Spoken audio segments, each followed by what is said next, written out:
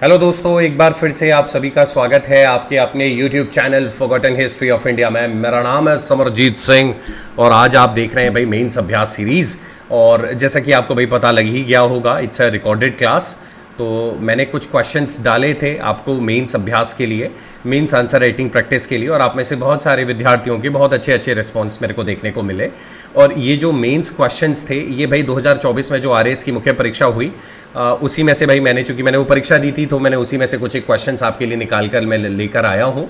और आप में से बहुत सारे बच्चों का बहुत ब्यूटीफुल रिस्पॉन्स है, वो अभी हम लोग आने वाली स्लाइड्स के अंदर उसके बारे में चर्चा करने वाले हैं। उससे पहले मैं आपको बता दूं भाई, दिन के अंदर मेरी 2 क्लासेस आती हैं। वैसे आप मंडे टू सैटरडे भाई आप मेरे साथ सुबह 9 बजे जुड़ सकते हैं।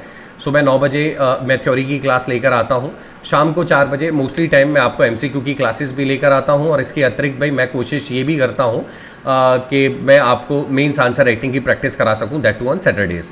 हालांकि संडेज़ को हम लोग एमसीक्यूज़ का मैराथन करते हैं। इस संडे यानी कि कल शायद मैं आपको सुबह 9 बजे यानी नियत समय पर नहीं मिल पाऊँगा, क्योंकि मैं उस वक्त ट्रैवल कर रहा हूँगा। हाँ, बट मैं जैसे ही आऊँगा संडे को, मैं आप थोड़ा समय निकालने के बाद आपको अवश्य भाई यहाँ पर क्वेश्चंस खूब सारे कराऊंगा। तो आप अगर क्वेश्चंस के लिए मेरे साथ जुड़ना चाहते हैं तो जुड़े रहिएगा। और मंडे टू सैटरडे भाई एक स्पेसिफिक टाइम टेबल है। मंडे ट्यूसडे को मैं राजस्थान हिस्ट्री, वेडनेसडे थर्सडे को इंडियन हिस्ट्री, और उसके बाद भाई एक दिन मैं आपको वर्ल्ड हिस्ट्री और एक दिन मैं आपको करंट अफेयर्स कराता हूँ। तो अगर आप भाई ओलंपिक्स वगैरह को कवर कर रहे हैं तो आप पिछली मेरी ओलंपिक्स की वीडियो को ज़रूर देखिएगा। आपको ओलंपिक्स की इतिहास को जानने में बहुत सहायता जो है वो मिलने वाली है। तो चलिए भाई आज की क्लास को बिना विलंब करते शुरू करते हैं। और देखिए, आप में से बहुत सारे विद्यार्थी हैं जिनके दिमाग के अंदर आता होगा कि सर ये मेंस आंसर राइटिंग है, ये कैसा कोर्स है। देखिए भाई, ये अभी जो भाई ओल्ड स्टूडेंट्स हैं उनके लिए तो बिल्कुल फ्री ऑफ कॉस्ट है। बाकी जो न्यू स्टूडेंट्स हैं वो जुड़ना चाहते हैं तो भाई एक काम कर सकते हैं, आप मेरे चैनल को ज्वाइन कर लीजिएगा। ठीक है, आप अगर मेरे चैनल को ज्वाइन कर लेंगे तो बस वो ज्वाइन करने पर वो 119 रुपये महीने देने होते हैं। आप अगर उसको पे करते हैं, आप मेरे चैनल के वो बनते हैं, तो भाई मैं आपको अपने लर्नर वाले ग्रुप से जोड़ दूंगा। और उस लर्नर वाले ग्रुप से जोड़ने के बाद आप मेरे ईमेल आईडी है भाई जूनियर ग्रिल्स, है ना, एक बार आप उस पर अपना स्क्रीनशॉट भेज दीजिएगा मुझे। और उस पर भेज के आप मुझे बता दीजिएगा, JUNIOR है ना, जूनियर ग्रिल्स GRYLLS। ठीक है, मैं अच्छे से लिख देता हूँ भाई, @gmail.com। आप इस पर मुझे मेल कर सकते हैं। आप इस पर मेल कर दीजिएगा मुझे और बता दीजिएगा भाई अपना स्क्रीनशॉट लेके, ठीक है, कि सर हमने आपकी सदस्यता जो है वो ले ली है। और आप अपना उसके अंदर मेल के अंदर अपना जिस भी यूज़र नेम हो जिससे आप टेलीग्राम यूज़ करते हो उस यूज़र नेम वगैरह को भी मेंशन कर दीजिएगा, जिससे कि मैं उसको इजीली सर्च करके आपको ऐड उसके अंदर कर दूंगा। बाकी आप समरजीत 17 करके टेलीग्राम जो है उसको ज्वाइन कर सकते हैं, वो फ्री ऑफ कॉस्ट है। उसके लिए आपको किसी भी तरीके का कोई भी पैसा देने की आवश्यकता नहीं है। अब देखिए भाई, पहले तो क्या था कि mains answer writing was a free of cost हो, बट अब थोड़ा सा मैंने उसके लिए पैसे कर दिए हैं, क्योंकि भाई देखिए हर चीज़ जो मुफ्त में आती है उसकी इंसान स्वयं कदर नहीं करता है। ठीक है, अब 119 रुपये महीने मुझे लगता है कि बहुत बड़ा अमाउंट नहीं है, बहुत थोड़ा सा छोटा अमाउंट है। एक तरफ कहाँ जब भाई जहाँ आपकी कोचिंग इंस्टीट्यूशन आपसे मेंस आंसर राइटिंग के 16-16 हज़ार रुपये ले रही हैं, वहाँ पे अगर आप 100 रुपये के अंदर कोई कोर्स परचेज़ कर रहे हैं तो मुझे लगता है कि भाई बहुत बहुत वाजिब है और बिल्कुल एक तरीके से टोकन अमाउंट ही है, आप मान के चलिए भाई क्लास को करते हैं शुरू। अब देखिए भाई, मैंने जैसे कि आपको बताया 2 क्वेश्चन दिए थे, एक तो नैनार्स और अलवार्स के ऊपर था क्वेश्चन, दूसरा रजगार्स को लेकर क्वेश्चन था। क्वेश्चंस को अच्छे से पढ़ना सीखिए। क्वेश्चन 8वां बोलता है कि नैनार और अलवार भक्ति संतों के सामाजिक धार्मिक महत्व को व्याख्यात कीजिए। इसके अलावा 9th क्वेश्चन बोल रहा है कि हैदराबाद के भारतीय संघ में विलय के मार्ग में रजाकार प्रमुख बाधा थे, स्पष्ट कीजिए। सिंपल बात है, ये सामाजिक और धार्मिक यानी कि उनके सोशियो रिलीजियस जो सिग्निफिकेंस है उसको बताना था। अच्छा चलिए भाई, देखते हैं एक एक करके क्वेश्चन करते हैं। देखिए भाई, ये क्वेश्चन था चूंकि 50 शब्दों में ये लिखा गया है भाई किसी महानुभाव द्वारा। उन्होंने क्या लिखा है, उनका क्वेश्चन पढ़िए। भक्ति आंदोलन की शुरुआत 7वीं शताब्दी में दक्षिण भारत में हुई, जिसमें नैनार व अलवार संतों की महत्वपूर्ण भूमिका थी।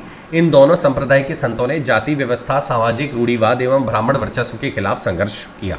अगर आप इसके इंट्रोडक्शन की बात करें तो इसका इंट्रोडक्शन इज स्पॉट ऑन, बिल्कुल बढ़िया अच्छा इंट्रोडक्शन लिखा हुआ है, नो डाउट। सारी बातें जो लिखी जानी चाहिए थी, मुझे ऐसा लगता है कि भाई सारी बातें यहाँ पे लिखी हुई हैं। दूसरा, अगर मैं नैनार्स और अलवार्स के बारे में बात करूं तो इन्होंने लिखा है भाई नैनार जो थे भगवान शिव के उपासक थे, 63 संतों का समूह था। कुछ प्रमुख संतों के नाम लिखे हैं और कुछ ये बता रखा है। इसके अलावा अलवार में भगवान विष्णु के थे, 5 से 10वीं शताब्दी के मध्य थे। देवताओं के प्रति परमानंद लालसा व उनकी सेवा के गीत गाए, आंदोलन के पुनरुद्धार किया। ठीक है, अंततः नैनार व अलवार ने सामाजिक उत्थान का कार्य किया जिसमें महिलाओं को भी पुरुष जितनी ही महत्वता दी गई। चलिए भाई, ठीक ठाक लिखा हुआ आंसर है, बट इस आंसर में एक चीज़ मिसिंग है, that is socio religious impact.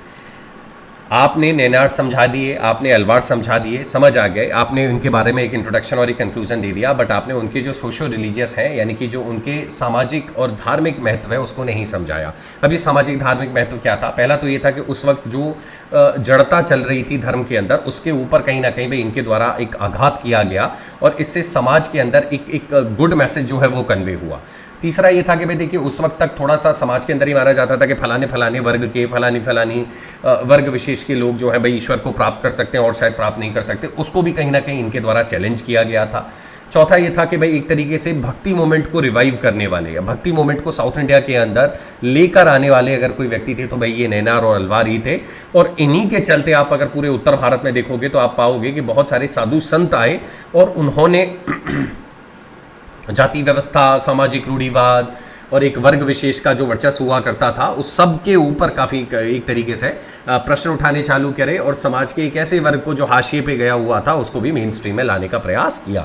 और प्लस महिलाओं की, भाई महिलाओं के प्रति बहुत एक अच्छी जिम्मेदारी जो थी, एक जिम्मेदारी यही कह लीजिए कि महिलाओं को मेन स्ट्रीम में लाने का कार्य भी इन्हीं भक्ति आंदोलन के द्वारा किया गया। अब बात आती है कि क्या सर ये इसी तरीके से लिखा जाना था? ऐसे ही लिखा जाना था।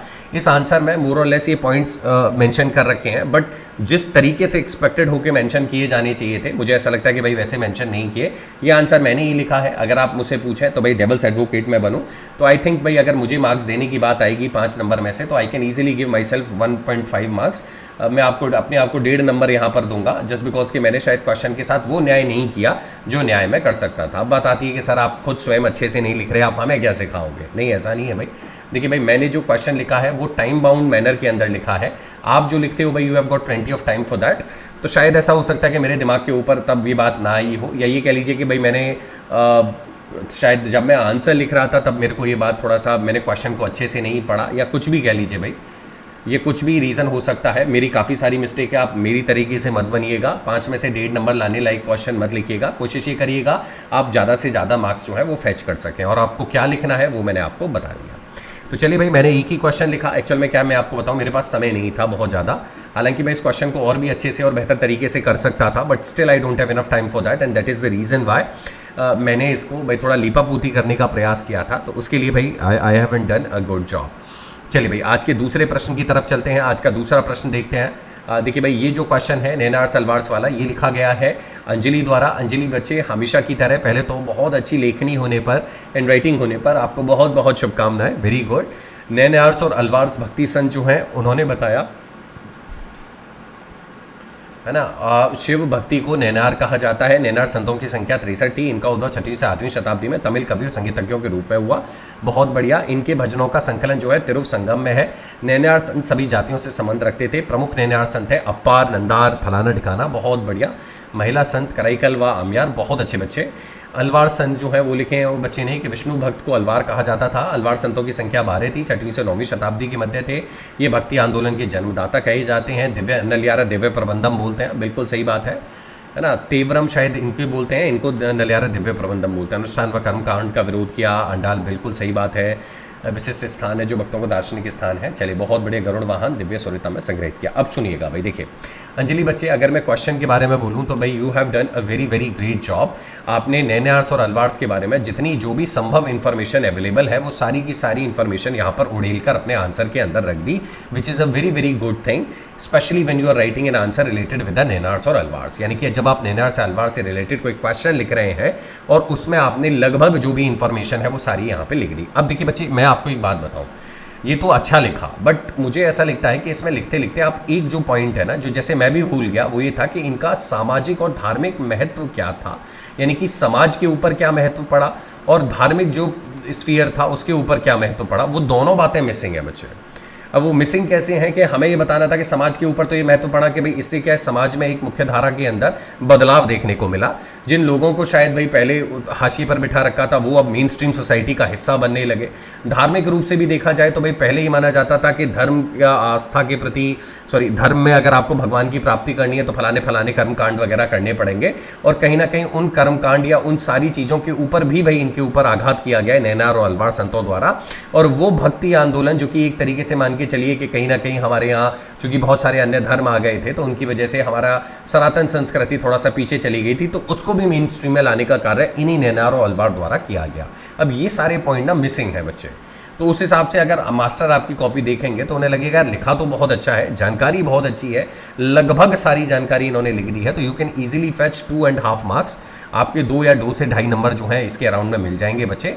It's a very very good task, but थोड़ा सा ध्यान ये रखिएगा कि जो पूछा गया है उसको भी आप केटर करने का प्रयास अवश्य करिएगा, ठीक है। अंजलि बच्चे, overall a good performance, very good, keep it up. चलिए दूसरा प्रश्न देखते हैं भाई अंजलि का। दूसरा प्रश्न ये था वो रजकार्स के बारे में था। आपको बताना है हैदराबाद के अंदर, हैदराबाद का जब भारत संघ के अंदर विलय हो रहा था तब आपको बताना है कि रजकार्स उसके अंदर एज अ प्रमुख बाधा के तौर पर क्या, ठीक है, या प्रमुख बाधा क्यों थी। अच्छा, बच्चा लिखता है कि हैदराबाद विलय सबसे बड़ी रियासत होने के कारण हैदराबाद का भारत में विलय करने के लिए नैतिक रूप से निजाम सहमति आवश्यक थी। हैदराबाद की जनता निजाम के शासन से संतुष्ट नहीं थी और वहां की जनता ने निजाम के शासन का विरोध किया। बहुत अच्छे। जनता की मांग पर भारत सरकार ने हस्तक्षेप दखलंदाजी किया और सितंबर 1948 में निजाम की सेना, जिसे रजाकार कहा जाता था, उन्हें नियंत्रित कर लिया गया। फिर हैदराबाद का भारतीय संघ में शामिल कर लिया गया। भारतीय सरकार को स्वतंत्रता मिलने के बाद अंग्रेजों ने हैदराबाद के निजाम को भारत या तो फिर पाकिस्तान में शामिल होने का प्रस्ताव दिया। यही कारण है कि हैदराबाद के निजाम उस्मान अली खान ने फैसला लिया। चलिए बहुत अच्छी बात है अंजलि बच्चे, अच्छा प्रश्न का मतलब it's a very good effort, बहुत बढ़िया, बहुत अच्छा प्रयास। और देखिए भाई रीज़न ये था कि जब आप रजाकार्ड्स के बारे में लिखना चालू करोगे तो आपको कहीं ना कहीं ये बात लगेगी बच्चे कि यार कहाँ से लिखो, ये तो इतना कुछ है भाई इनके बारे में लिखने के लिए, मैं कहाँ से लिखूंगा, क्योंकि कहीं से जहाँ से भी शुरुआत करूंगा वहाँ से मैं 50 शब्दों के अंदर चीज़ों को शायद उतने बेहतर तरीके से नहीं लिख पाऊँ। देखिए इसको कैसे लिखा जाना था, इसको ऐसे लिखा जाना था। सबसे पहले आपको बताना था कि रजाकार जो थे वो एक्चुअल में प्राइवेट मिलिशिया हुआ करती थी, या ये कह लीजिए कि जब भारत का विभाजन हो रहा था या जब भारत को स्वतंत्रता मिल रही थी तो ऐसे में गोरों ने हैदराबाद या जितने भी प्रिंसली स्टेट्स थे उनके सामने ये शर्त रखी कि भाई आपके पास 2 ही शर्तें हैं, either you will go with Pakistan और या फिर आप हिंदुस्तान के साथ जाकर मिलिए। अब चूंकि हैदराबाद उस वक्त की बहुत ज़्यादा पावरफुल, बहुत ज़्यादा पैसे वाली रियासत हुआ करती थी और सबसे बड़ी रियासत थी, तो उस हिसाब से उन्होंने डिसाइड किया कि यार हम क्यों मिले भाई भारत या पाकिस्तान में, हम स्वयं को स्वतंत्र घोषित कर लेते हैं। और उन्होंने अपनी स्वतंत्रता की खातिर ही जो रजकार, जो वहाँ पे ऑलरेडी एक प्राइवेट मिलिशिया हुआ करती थी, उसका दुरुपयोग करना चालू किया और उसका दुरुपयोग करके उन्होंने वहाँ पर जनता का भयंकर शोषण करना चालू किया। अब वो शोषण कैसे किया गया कि जनता का जैसे बहुत ज़्यादा मारकाट करी गई, हत्याएं करी गई, लूटपाट करी गई, महिलाओं के प्रति बर्बरता करी गई। इवन भारत सरकार ने जब ऑपरेशन पोलो चलाया था तो भारत सरकार को भी लड़ना पड़ा था, यानी कि जो रजकार्स थे इन्होंने बहुत इजीली अपने हथियार नहीं डाले थे, इन्होंने लड़ाई लड़ी थी और तब जाकर भारत सरकार ने हैदराबाद का विलय भारत के अंदर करवाया था। यानी कि कहीं ना कहीं जो रजकार्स थे भाई उन्होंने सब तरीके से समस्या क्रिएट करी, जनता को परेशान किया, सरकार को परेशान किया, और भाई जो भी जिस भी तरीके से प्रॉब्लम क्रिएट हो सकती थी, अशांति क्रिएट करी और जो भी था वो सब कुछ रजकार्स द्वारा किया गया। तो आपको वो सारी बातें जो है आंसर के अंदर लिखनी थी। हालांकि आपने डायरेक्टली इनडायरेक्टली लिखा बच्चे, बहुत अच्छी बात है। अगर आंसर के गुड पॉइंट्स के बारे में लिखा जाए, hand writing is always a very plus point for you. अच्छा लिखा है आंसर, गुड, और सारी चीज़ें जो हैं वो मोर और लेस आपने कवर कर ही ली हैं। अगर मैं रूम ऑफ इंप्रूवमेंट की बात करूं बच्चे के, जहां पे आप सुधार कर सकते हैं, तो देखिए इसमें क्या थोड़ा सा चीज़ें बेतरतीब तरीके से लिखी हैं। जैसे ये वाली बात थोड़ा आपको शायद पहले लिखनी चाहिए थी, ये आपने बाद में लिखी है। और दूसरा ये है कि भाषा शैली आपकी बहुत अच्छी है बच्चे, ये भाषा शैली यहाँ पे थोड़ी सी मुझे ऐसा लग रहा है कि शेकी हो रखी है, शायद बहुत अच्छे से आपने आंसर यहाँ पर नहीं लिखा है, ऐसा मुझे प्रतीत हो रहा है। चलिए भाई, अगर मार्क्स देने की बात आए 5 में से you can easily fetch 2 marks, 2 से 2.5 मार्क्स आपको मिल जाएंगे। अंजलि बच्चे, ओवरऑल अ वेरी गुड एफर्ट, बहुत अच्छा प्रयास, ऐसे ही करते रहिए, भविष्य आपका बहुत उज्जवल है बच्चे। चलिए आगे चलते हैं, अब किसी और की नोटबुक जांचते हैं। चलिए भाई, अब जांचते हैं भाई मिशन आरएएस 2024 की नोटबुक्स। हाँ, अनु शर्मा आपने लिखा है नैनार्स और अलवार्स के बारे में, आपने अलवार्स और नैनार्स लिखा है, बहुत बढ़िया, वेरी गुड। देखिए भाई, आपको पहले तो ये देखते ही I am very very happy because you have used this flow chart, और मैं आपको कई बार बता चुका हूं कि whenever you use flow chart in your mains answer writing, it will give you an extra edge over other students. आपको बहुत फायदा मिलेगा भाई इसका। बहुत अच्छे से लिखा। अलवार 7वीं शताब्दी, 6वीं से शिव के अनुयायी, विष्णु के अनुयायी, 12 63, बहुत अच्छे भाई, बहुत बढ़िया। नलियारे दिव्य प्रबंधम तेवरम, बहुत अच्छे। सामाजिक धार्मिक महत्व भी लिखे हैं। तमिल प्रांतों में बौद्ध व जैनों का विरोध करने के लिए बहुत अच्छे, मिलकर एक धार्मिक क्रांति की। आस्तिक भावों का प्रचार करके भक्ति भावना को जगाना इनका उद्देश्य था। अलवारों ने वेद उपनिषद गीता से ग्रहित भक्ति, अरे वाह बहुत बढ़िया। दक्षिण भारत में सर्वप्रथम राम भक्ति का प्रचार, अरे वाह वाह वाह, वेरी गुड। इन्होंने ऊंच नीच छुआछूत जातिवाद, बहुत अच्छे, वेरी गुड। चलिए अस्पृश्यता वगैरह हटाई और भक्ति संतों ने विविध समुदायों में जैसे ब्राह्मण, शिल्पकार, किसान, हाँ बहुत बढ़िया। अब देखिए भैया, अगर मुझसे पूछा जाए this is the perfect answer, answer जो है ना वो ऐसे लिखा जाना था। चलिए भैया, आपको बहुत बहुत शुभकामनाएं। भगवान जाने भैया आपने कभी पहले क्यों नहीं क्या बोलते हैं, कोशिश क्यों नहीं करी। That's an a very surprising thing for me, क्योंकि मेरा मानना ये है कि आपने जिस तरीके से आंसर लिखा, it's a perfect way of writing an answer. बिल्कुल सही, स्पॉट ऑन जिसको बोलते हैं ना, आंसर ऐसे ही लिखा जाना चाहिए था। This is a perfect answer. You will be among the toppers. अगर मैं आंसर कॉपी चेक कर रहा हूं और आई एम द एग्जामिनर, तो I can easily give you, मैं आपको 3 से 4, मतलब लगभग असंभव वाली बात है कि 2021 के मार्किंग पैटर्न के आधार पे देखूं, क्योंकि सही प्रश्न होने पर मैक्सिमम आधे नंबर मिले हैं, उस हिसाब से भी आप मान के चलिए कि you are the topper, among the topper नहीं, यू आर द टॉपर। आपने इतना अच्छा लिख दिया, आपने हर वो बात लिख दी जो इंपॉर्टेंट थी, जो लिखनी चाहिए थी, वो सब कुछ। हाँ, एक इशू हो सकता है कि शायद शब्द सीमा जो है वो थोड़ी सी ब्रीच हो रही होगी। Overall you have done excellent job, perfect जिसको बोलते हैं ना कि आंसर ऐसा ही होना चाहिए, ये वो आंसर है। बहुत बढ़िया, वेरी गुड। चलिए आगे चलते हैं भाई, दूसरा क्वेश्चन आपका चेक करते हैं। आप लिखते हैं भाई, रजकार वाला क्वेश्चन है। रजकार ये एक हथियारबंद संगठन था, बहुत बढ़िया।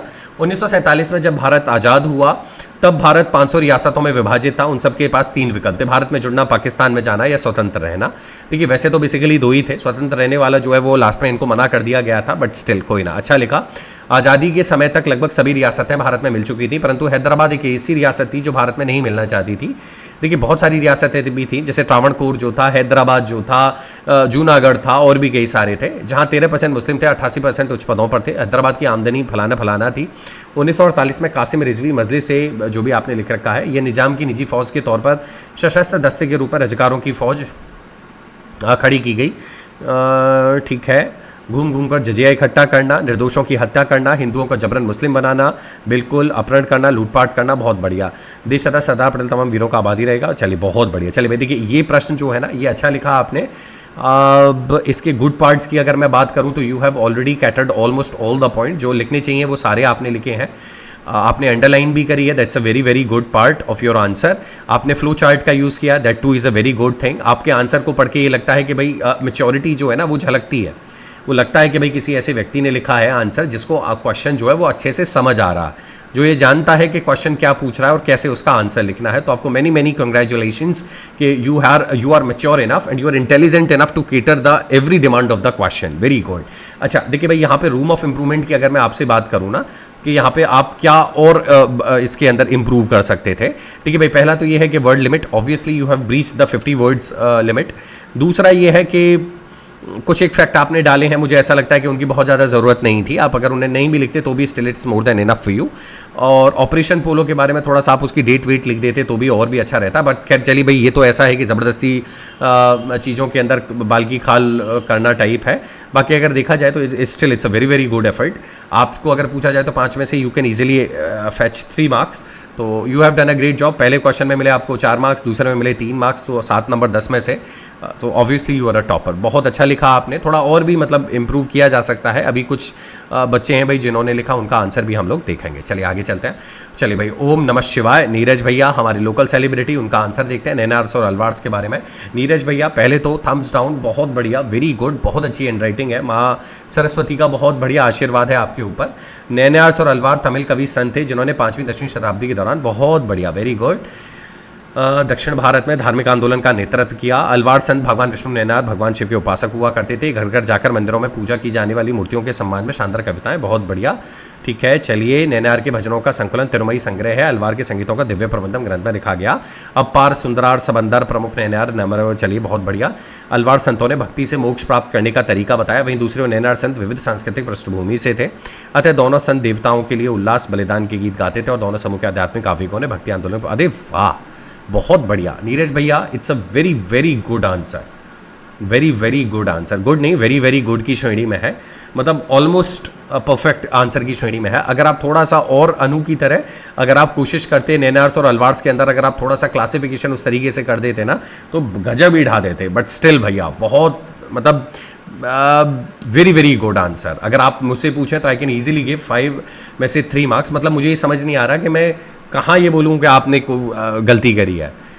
You have literally done a very very good job, क्योंकि आपने वो सारी बातें आपने लगभग इन पॉइंट्स के माध्यम से नैनार अलवार जो है उनके मध्य डिफरेंस भी बताया, उनके सामाजिक धार्मिक जो भी महत्व थे उसको भी आपने चर्चा करी। You have written a very good introduction and a very satisfactory kind of an a conclusion. Overall very very good effort, keep up the good work and very very good, बहुत अच्छे, बढ़िया। आगे चलते हैं, चले भाई दूसरा प्रश्न नीरज भैया का रजकार्ड्स के बारे में। आज़ादी बाद भारतीय स्वतंत्रता अधिनियम 1947 लागू होने के पश्चात सभी सहायक संधियों गठबंधनों को नकार दिया गया। जैसे भारत में विलय, पाक में विलय, स्वतंत्र अस्तित्व, अच्छी बात, लगभग सभी रियासतें भारत में मिल चुकी थी, लेकिन हैदराबाद विलय नहीं करना चाहती थी क्योंकि वहाँ के निजाम टालम टोल कर रहे थे। हैदराबाद स्वयं को स्वतंत्र रखना चाहती थी, लेकिन यहाँ के निजाम को पाकिस्तान के साथ संबंध अच्छे थे, जिससे वह बाद अधिक उग्र हो गया। हैदराबाद के मुसलमानों का प्रतिनिधि मंडल पाकिस्तान भेजकर विलय पर चर्चा की, जिसमें नेहरू जी ने कहा कि भारतीय मैं विलय करूं या युद्ध करूं। अच्छा, अच्छी बात है। हैदराबाद निजाम ने मुस्लिम सैनिकों के साथ मिलकर रजकारों का संगठन तैयार किया और भारत के साथ लोहा लेने की पूरी तैयारी की। निजाम ने ब्रिटिश हुकूमत से अलग राष्ट्र की मान्यता लेने की कोशिश की। हैदराबाद की जनसंख्या हिंदू बाहुल्य थी, लेकिन राष्ट्र के लिए सरकार ने भीषण कत्लेआम किया। रजकारों का मुखिया कासिम रिजवी उसने बनाया, लेकिन तब सेना की कमान भारत के हाथों में आ चुकी थी। अतः हालत बेकाबू होने पर सरदार पटेल ने बहुत बढ़िया चली। नीरज भैया आपने बहुत अच्छा लिखा, 5 दिनों के बाद हैदराबाद ने आत्मसमर्पण कर दिया। चलिए देखिए, मैं आपको एक बात बोलूं भैया, देखिए ये जो आपने भूमिका बनाई है ना, this is a very very big kind of भूमिका। Answer is good, no doubt, answer अच्छा है, effort is very good, but problem ये है, मुझे ऐसा लग रहा है कि you have been a little bit overboard, और ओवरबोर्ड होने की वजह से आपने शायद बहुत ज़्यादा बड़ी भूमिका क्रिएट कर दी, और मुझे लगता है कि उतनी बड़ी भूमिका बनाने की आवश्यकता शायद नहीं थी, है ना। अगर आप 4-5 पॉइंट्स के अंदर भी चीज़ें लिख देते तो भी मतलब मुझे ऐसा लगता है कि it was a good thing. आप देखिए भाई, ये आंसर चेक कीजिए आप, इस स्पेसिमेन आंसर को आप देखोगे तो आपको लगेगा कि हाँ भाई यहाँ पे भूमिका नहीं बनाई है, यहाँ पे स्ट्रेट अवे बता दिया रजकार क्या थे, क्या ऐसी मजबूरी थी जिसकी वजह से रजकार बने, उन्होंने क्या कांड किया, और फाइनली भारत सरकार ने कैसे उनको कंट्रोल किया। ठीक है, एक एग्जैक्ट फ्लो में लिखा हुआ आंसर है। आपसे उम्मीद मतलब ये लोअर पार्ट ऑफ आंसर जो है भाई, that's an a very very good thing. हाँ, ऊपर वाला पार्ट जो है बस उसमें यह है कि इंट्रोडक्शन के नाम पे जो आपने लिख दिया है भाई, that's a very very lethargic kind of a thing. कोशिश ये करिएगा थोड़ा सा इसको शॉर्ट किया जाए, बेटर ये रहेगा कि अगर आप इसको थोड़ा सा और प्रिसाइज करके लिखेंगे ना तो और भी आपके लिए बेटर रहेगा। ओवरऑल अ वेरी गुड एफर्ट, 5 में से मैं इजीली आपको 2 से 2.5 नंबर दे दूंगा भैया। Still you have done a very very great job, keep up the good work. चलिए आगे चलते हैं। अब चलिए भाई, ये क्वेश्चन है सना का क्वेश्चन पढ़ते हैं। नैनार्स और अलवार्स में, नैनार और अलवार प्रमुख तमिल संगीतकार थे जिन्होंने 5वीं से 10वीं शताब्दी के बीच भारत के दक्षिण में भक्ति आंदोलन को फैलाने और सामाजिक सुधार में महत्वपूर्ण भूमिका निभाई है। नैनार शिव भक्त व अलवार विष्णु भक्त संतों को कहा जाता। बहुत बढ़िया बच्चे।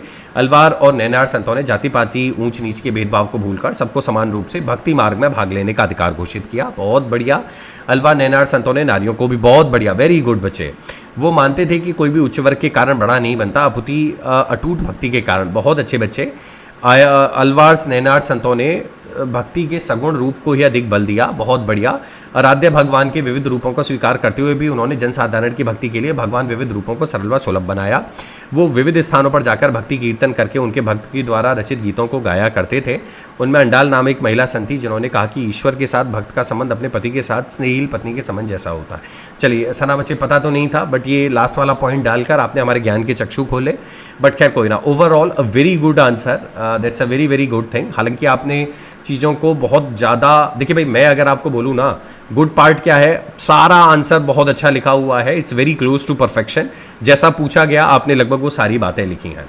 अगर रूम ऑफ इंप्रूवमेंट की बात करूं बच्चे, अगर आप नैनार्स और अलवार्स के बीच में थोड़ा सा डिफरेंस बता के और उसके बाद ये सामाजिक धार्मिक जो भी इनके बदलाव थे इनको लिख देते तो बहुत ही बढ़िया रहता। वो तो बिल्कुल मतलब it's almost very close to perfection हो जाता, but still you have done a very very great job. आपने बहुत सारी बातें लिखी भाई जो शायद किसी को पता नहीं थी, थोड़ा सा अंडरलाइन कर दिया करें जो भी इंपॉर्टेंट चीज़ें हैं। जैसे आपने अंडाल नाम की एक महिला संत है, इनके बारे में बताया है, कुछ और भी बहुत सारी चीज़ें हैं।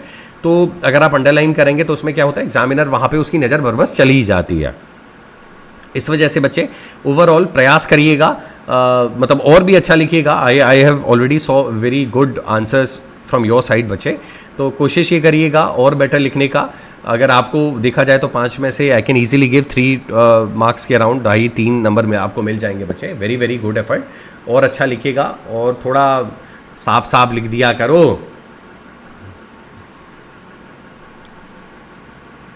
अलवार को अलवार लिख रखा है ना, जैसे अपील को एप्पल लिखते हैं।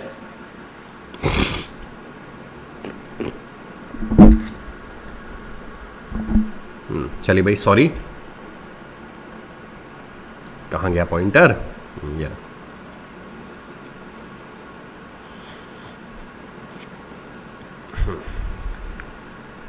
जम्मू कश्मीर का 26 अक्टूबर 1947 और जूनागढ़ का 20 फरवरी 1948 को भारत में विलय हो गया, लेकिन हैदराबाद के निज़ाम ने विलय के लिए सहमति नहीं जताई। आखिरकार सरदार वल्लभ भाई पटेल जी की पुलिस कार्रवाई के बाद निज़ाम ने भारत सरकार के सामने झुकना मुनासिब समझा, पर यह इतना आसान नहीं था। रजकार, जो कि एक निजी सेना थी जो हैदराबाद और भारत के विलय में बाधा उत्पन्न कर उद्देश्य के लिए बनाई गई थी, रजकारों द्वारा हैदराबाद के पास स्टेशन गंगापुर पर एक पे हमलावर दिया गया। रेलगाड़ियों को लूटा जा रहा था और इतने से इनका मन भरना पर रजकारों ने स्त्रियां, बच्चों को भी नहीं छोड़ा और हजारों की संख्या में नरसंहार किया। इन्होंने भारतीय हैदराबाद की सीमाओं पर गड़बड़ भी की थी। रजकारों ने लोगों को लूटा और जबरन लोगों का धर्म परिवर्तन कराया। 17 सितंबर को आत्मसमर्पण के बाद रियासत के प्रधानमंत्री नायक अली और रजकार के प्रमुख कासिम को गिरफ्तार कर लिया गया। इसके बाद हैदराबाद रियासत की भारत संघ में विलय की घोषणा की गई। देखिए भैया, बहुत अच्छी स्क्रिप्ट लिखी है, but it is not an answer. ये स्क्रिप्ट ज़्यादा है, मैंने पढ़ लिया था बच्चे। आंसर जो है मतलब लिखा जा सकता है, नो डाउट। अगर आप ऐसे आंसर लिखोगे तो यू कैन इजीली फैच 2.5 मतलब 1.5-2 नंबर आपको मिल जाएगा। बट आपको नहीं लगता कि ये, जैसे मैंने आपको पढ़ के बताया, आपको लगा कि यार हाँ मैं कोई टीवी सीरियल देख रही हूँ या देख रहा हूँ? आप बता देते भाई, देखिए आप बता देते, रजकार जो है वो निज़ाम की प्राइवेट मिलिशिया थी और उसको बनाने का सिंपल उद्देश्य ये था क्योंकि उस वक्त निज़ाम जो है स्वयं को स्वतंत्र घोषित करना चाहता था। और स्वतंत्र क्यों घोषित करना चाहता था? क्योंकि भाई उस वक्त, क्योंकि जब देश का विलय हुआ तो इनको ये अपॉर्चुनिटी दी गई थी कि भाई आप स्वतंत्र रहें, भारत पाकिस्तान या कहीं भी चले जाएं। और रजकारों ने किया क्या, बाधा कैसे उत्पन्न करी? तो रजकारों ने बाधा ऐसे उत्पन्न करी कि पहले तो लोगों को डराया धमकाया, जो भी लोग इनके अगेंस्ट में थे उनको मारा पीटा, महिलाओं के प्रति क्रूरता दिखाई, बच्चों के प्रति क्रूरता दिखाई। इवन भारत सरकार के विरुद्ध भी इनका रवैया जो है अच्छा नहीं था। और इवन रवैया इतना खराब था कि फाइनली भाई सितंबर तक, 17 सितंबर आते आते भारत सरकार को इनके खिलाफ एक ऑपरेशन करना पड़ा और उस ऑपरेशन के बाद जाकर कहीं भाई इन रजकारों की वजह से ही हैदराबाद जो है भारत के अंदर विलय हो सका। तो कहीं ना कहीं अगर देखा जाए तो ये रजकार ही वो मूलभूत समस्या थी जिसकी वजह से भारत के विलय में, हैदराबाद के भारत विलय में समस्या आ रही थी। अब ये बात समझ आ गई हो तो अच्छी बात है भैया, ना समझ आई हो तो रट्टा मारो जिंदाबाद। आप थोड़ा मतलब देख लीजिएगा, पढ़ लीजिएगा इस बारे में। और सना बच्चे भाई, ये आंसर जो है it's not a very good type of answer. Good category के अंदर लिखूंगा, गुड एफर्ट है no doubt, but still I can expect a very good answer from your side. अगर देखा जाए तो 2 से 2.5 नंबर मिल जाएंगे। 2 नंबर दूंगा भाई मैं, 2.5 भी नहीं दूंगा आपको, 2 से 2.5 नंबर मिलेंगे आपको। तो ठीक है भाई, चलिए, गुड एफर्ट है, प्रयास बहुत अच्छा है, बट आप इससे बेहतर लिख सकते हैं। चलिए भाई, मुकेश भैया का आंसर लिखते हैं। मुकेश भैया ने लिखा है कि भाई रजकार वाली बात 1948 में मजलिस इत्तेहाद मुसलमानी नेता बहादुर शाह जंग ने पहनने कर एक अर्धसैनिक स्वयंसेवी बल का गठन किया जिसमें मूलतः अरबी व पठान थे। रजकार का नेतृत्व आगामी समय में कासिम रिजवी के नेतृत्व में किया गया जो बिल्कुल निजाम के राज्य की अखंडता की सुरक्षा हेतु। तो बहुत बढ़िया, वेरी गुड। यह संगठन हैदराबाद का विलय पाकिस्तान में हो इसलिए अपने हैदराबाद में घूम घूम कर आतंक मचाने लगे। रजकार इतने क्रूर आतंकी कि इनकी तुलना मुसलिनों की ब्लैक शर्ट से करी जा सकती थी। भैरनपल्ली का नरसंहार, बहुत बढ़िया, वेरी गुड। भैरनपल्ली का नरसंहार एक्चुअल में किसी ने नहीं लिखा, मैं आंसर लिख रहा था, मैं उसको अपलोड नहीं कर पाया था। हालांकि ये भैरनपल्ली का नरसंहार मैंने भी लिखा था 15 अगस्त 1948 को, जब देश स्वतंत्र पहले। बहुत बढ़िया, वेरी गुड। रजकारों का निर्दोष जनता पर आंखों दिखा अत्याचार 2017 में द हिंदू में एक द रीजनल सीनियर सिटीजन अंत में सितंबर, बहुत बढ़िया। चलिए भाई, अगर देखा जाए मुकेश भैया, that's very good answer, very very good. तो एक निजी अखबार भी लिख देते तो भी ठीक रहता, बट चलिए कोई ना, आपने अखबार का ही नाम मेंशन किया है तो overall it's a very good task, it's a very good answer, very good language, बहुत बढ़िया लिखा है। शब्द सीमा भी आपने रीच, बहुत अच्छा, very good. I can easily give 3 and 3.5 out of 5। That's a very good answer, very very good answer. मतलब ये है आंसर लिखने का तरीका, बहुत बढ़िया। ठीक है ना। लैंग्वेज अच्छी है, भाषा अच्छी है, शब्द सीमा के अंदर लिखा हुआ है, सब कुछ अच्छा है। देखिए अगर मैं नेट पिकिंग करूँ वो एक अलग बात है, ओवरऑल मैं नेट पिकिंग नहीं करूँगा। It's a very good answer, ऐसे ही लिखते रहिए, it's a very very good effort. चलिए भाई आपका पहला क्वेश्चन और चेक कर लेते हैं। नैनार्स और अलवार्स के बारे में आप क्या बोल रहे हैं मित्र कि 6वीं शताब्दी के लगभग अलवार विष्णु भक्त व नैनार जो है वो शैव भक्त के नेतृत्व में प्रारंभिक भक्ति आंदोलन हुए। नैनार्सों के भक्ति गीतों का संग्रह तेवरम और अलवारों के सीता ठीक है नल्यारे दिव्य प्रबंधम है। 6वीं शताब्दी तक वैष्णव अलवार व नैनारों के द्रविड़ प्रदेश की स्थानीय भाषाओं में हाँ पदों पर इन्होंने अपनी बातों को रखने हेतु गायन शैली का प्रयोग किया जिसमें समाज में गीतों के माध्यम से संदेश सुलभ कर सके। अलवार व नैनार संत समाज के विविध समुदाय जैसे किसान, शिल्पकार, कुम्हार, चमकदार आदि से थे और जाति प्रथा व ब्राह्मणों की प्रभुता से प्रमुख राजा चर्मकार लिखा हुआ। ठीक है। रामधारी सिंह दिनकर ने अलवारों के ग्रंथ प्रबंधम के महत्व को रेखांकित करते हुए पुस्तक गीता व भागवत से, बिल्कुल सही बात। चलिए भाई बहुत अच्छा लिखा हुआ आंसर है, अच्छा लिखा है ओवरऑल, मतलब आपने वही बातें लिखी हैं। थोड़ा सा इसको और भी मैंने बताया ना कि थोड़ा आप अब तक थोड़ा सा चर्चा करते हैं, आपको इतना तो पता लग गया होगा कि इसको थोड़ा लिखने का एक और तरीका भी है। बट चलिए भाई जितने विद्यार्थी सबका अपना तरीका, overall it's also a very good answer. Keep up the good work. आपने लगभग वो सारी बातें सोशल इकोनॉमिक रिफॉर्म्स जो हैं वो मोर और लेस, हालांकि ऐसे तो नहीं लिखा कि ये भाई सामाजिक धार्मिक आंदोलन सॉरी इसके महत्व हैं, बट हाँ जो लिखना चाहिए था वो लगभग आपने सारा इसके अंदर मेंशन किया। तो overall a very good effort, keep up the good work. इसी तरीके से लिखते रहिए, पढ़ते रहिए, आपका भविष्य उज्ज्वल है भैया। अगर आपको देखा जाए तो 5 में से आई कैन ईजिली गिव 2.5 से 3 नंबर आपको मिल जाएंगे इस आंसर के अंदर। तो it's an excellent effort, no doubt.